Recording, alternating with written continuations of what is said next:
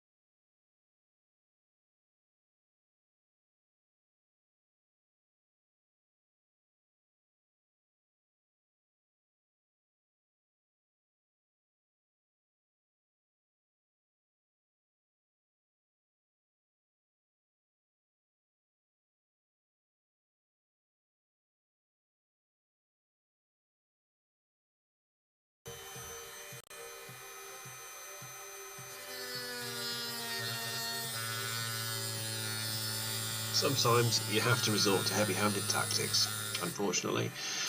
But luckily in this case, with the right tool, no damage to the chassis, and both screws come out fairly easily at the flat edge.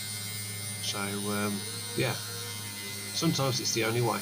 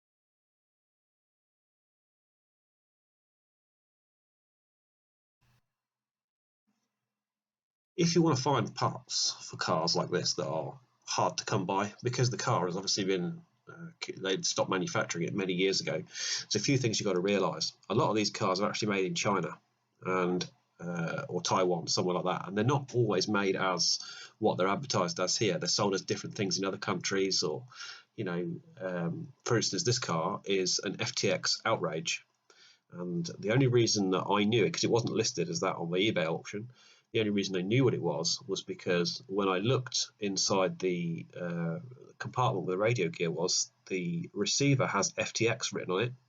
So I've searched all the FTX cars and gone back in history to see which ones they've made. And this was from, I believe, about 2000, sort of mid 2000 to end 2000, this car, I think. I might be wrong. And this is the FTX Outrage. But upon searching for parts for this car, I'd found bits that looked very suspiciously similar, but that weren't listed for the FTX. They were listed for BSD Racing car. So when I looked up the BSD Racing car, it's exactly the same car with a few very small differences, like the tank mounting is slightly different. It's the same size tank, the same shaped tank, but the mounting is slightly different from what I could find. I have two different mounts anyway. I ordered a new one and it came and it's not the same. But all the other parts that I've ordered for the BSD Racing car do fit this one, which was quite helpful. I found the same with other cars that I've worked on. You can pretty much figure out that they are sold under different names to different places. Like I don't know if anyone's ever heard of the Tower Terror. I think it was Asia Hobbies or something as a Tower Terror. It's also the Trinity Nitro Spider.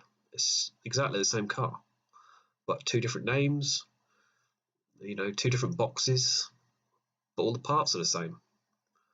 can cause confusion when you're trying to find out what you've actually bought, but can come in handy sometimes. It comes into your benefit when you're trying to find parts for these cars.